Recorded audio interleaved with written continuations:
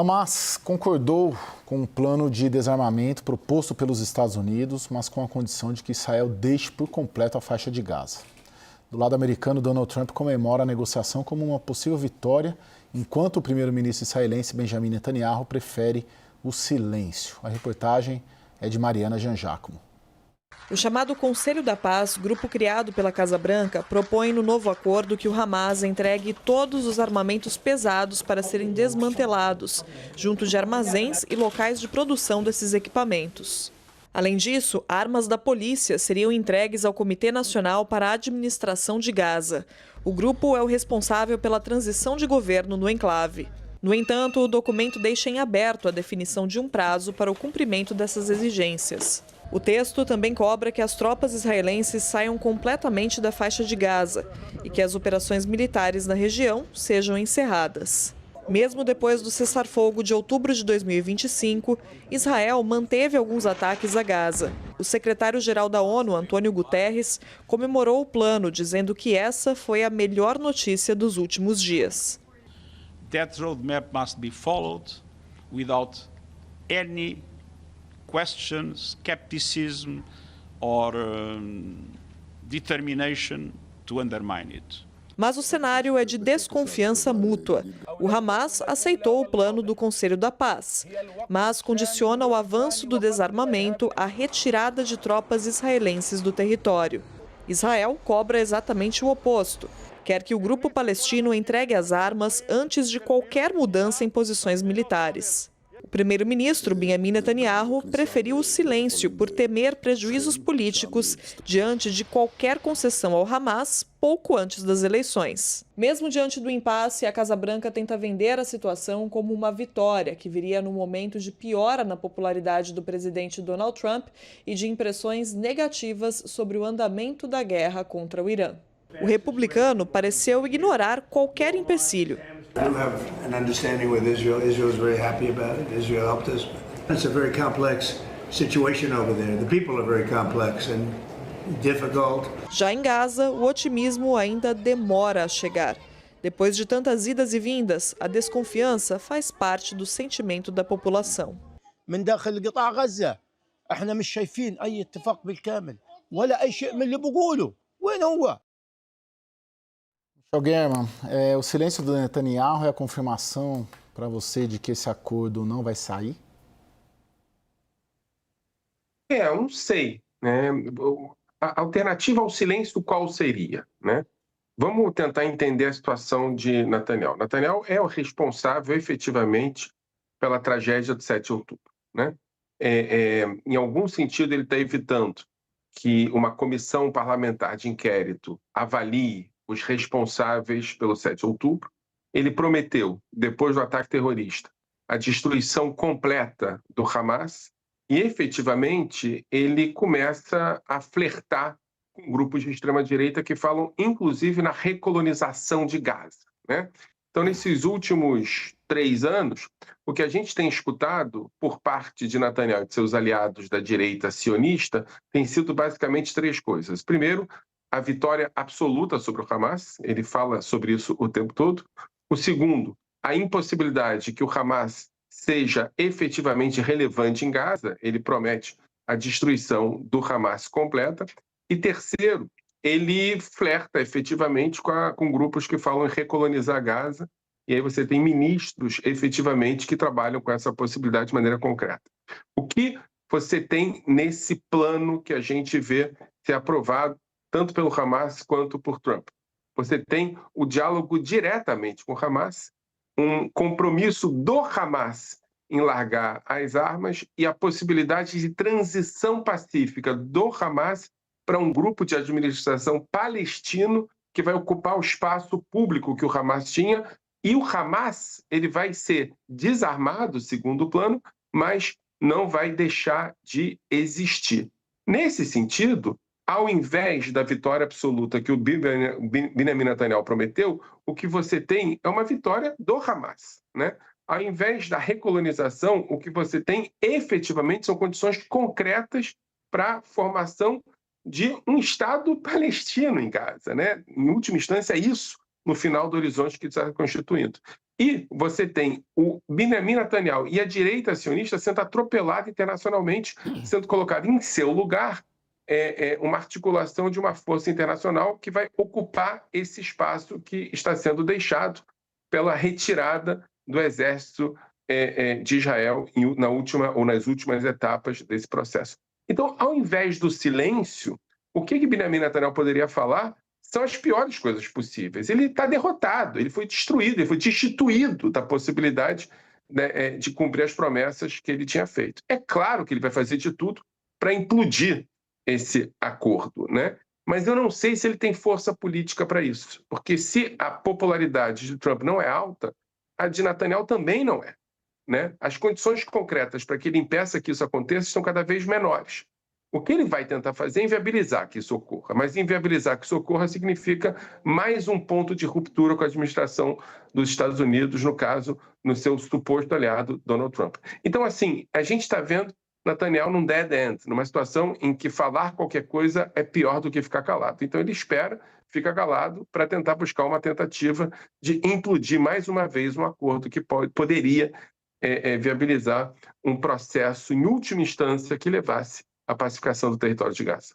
Agora, será que a implosão do acordo que o professor coloca, Lorival, né, é justamente a estratégia do Netanyahu para conseguir vencer as eleições deste ano?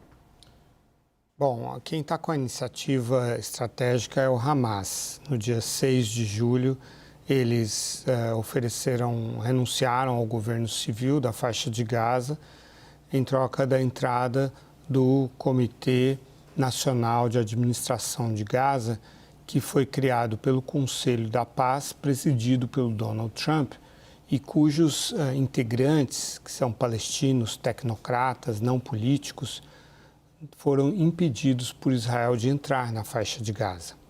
Então, essa é uma manobra política que o Hamas está fazendo para explicitar o fato de que é Israel que estaria impedindo o progresso da estratégia do Donald Trump. Então, a ideia do Hamas é tensionar ainda mais as relações entre Netanyahu e Trump e elevar a pressão sobre Israel. E aí, como continuidade dessa estratégia, ele confirmou aquilo que Donald Trump havia anunciado ontem, né, que ele concorda em entregar as armas. Mas como todo plano de Donald Trump, esse também é um plano opaco, que não foi divulgado publicamente, e que a gente conhece só alguns fragmentos que vazaram para a imprensa. O que eles indicam é que haveria etapas em que, à medida em que o Hamas fosse entregando suas armas, Israel fosse se retirando da faixa de Gaza e, no final, aceitasse um Estado palestino. Ora, todos nós sabemos que o governo israelense não vai fazer essas coisas. Primeiro porque alguns dos seus integrantes mais importantes, como o ministro das Finanças, Bezalel Smotrich, e o ministro da Segurança Nacional, Itamar Ben-Gvir, são a favor da recolonização da faixa de Gaza, da qual Israel se retirou ali por volta de 2005, no governo de Ariel Sharon.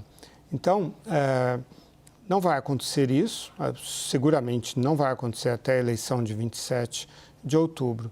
E provavelmente depois também não vai acontecer, porque a sociedade israelense, principalmente depois do ataque do Hamas de outubro de 2023, não aceita nenhum tipo de compromisso com os palestinos.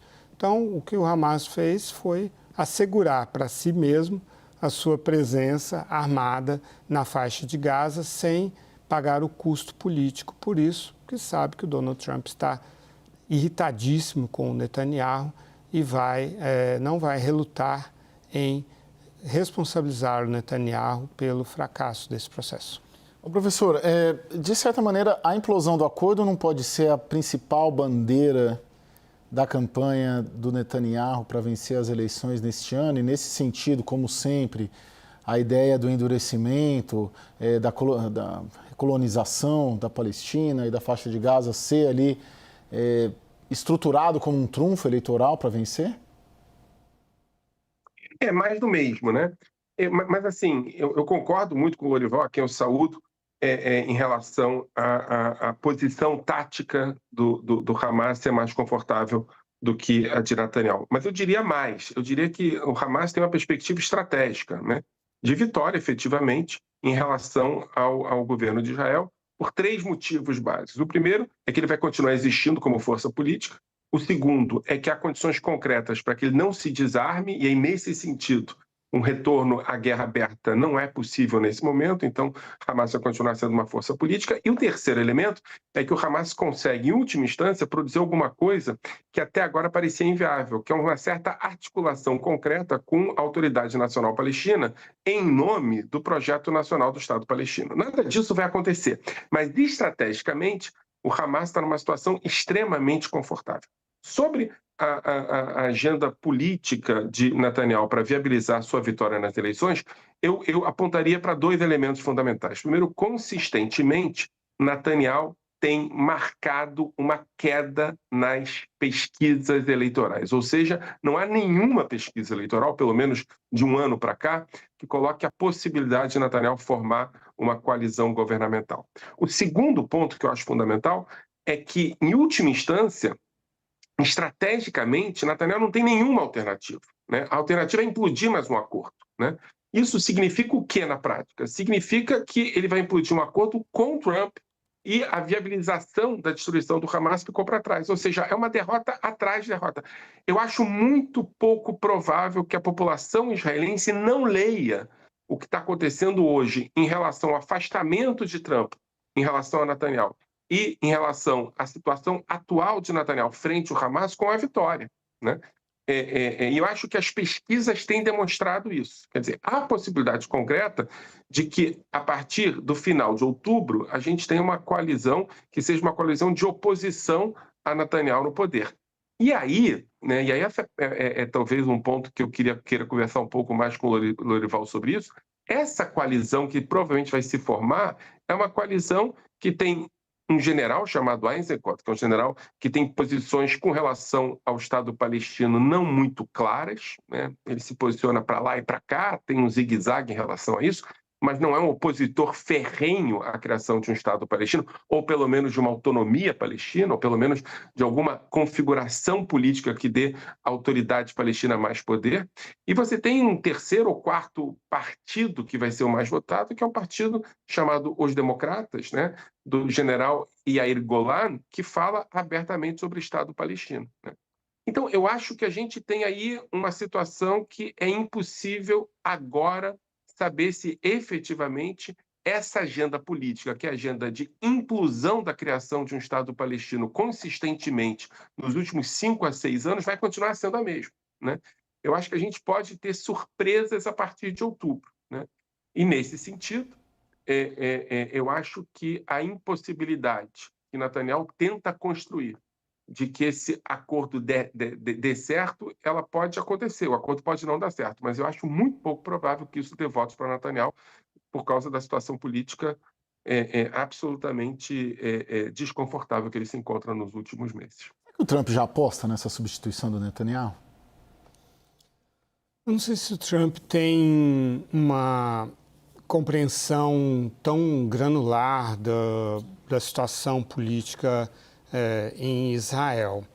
Provavelmente, como ele tem uma alta, digamos assim, um alto apreço sobre si mesmo, ele deve saber que, de fato, como diz o Michel, o distanciamento entre o Netanyahu e o Trump prejudica o Netanyahu eleitoralmente, que os israelenses identificam nos Estados Unidos o seu grande guarda-chuva, sua grande proteção. Então, o Netanyahu está até meio desesperado para retomar uma relação melhor com o Trump por causa disso. Só que ele é muito hábil, muito inteligente, mas ele forçou um pouco a amizade nessa ida dele para Washington, quando ele deu uma declaração antes de se reunir com o Trump, dizendo que ia demonstrar, ia comentar com o Trump que é preciso bombardear a montanha da picareta, porque ali há uma instalação nuclear sendo construída.